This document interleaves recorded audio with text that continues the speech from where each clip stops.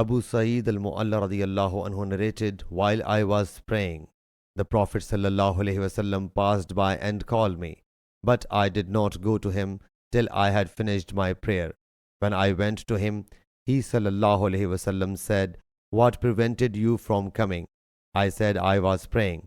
He sallallahu alaihi wasallam said, "Didn't Allah Jalla Jalaluhu say, 'O you who believes, give your response to Allah Jalla Jalaluhu by obeying him and to his apostle sallallahu alaihi wasallam?'" Then he sallallahu alaihi wasallam added, "Shall I tell you the most superior surah in the Quran before I go out of the mosque?"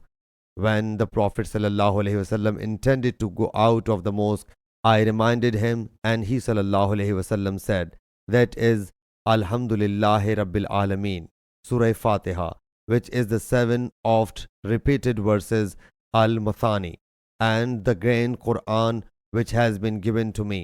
Sahih Bukhari, Hadith number 4703.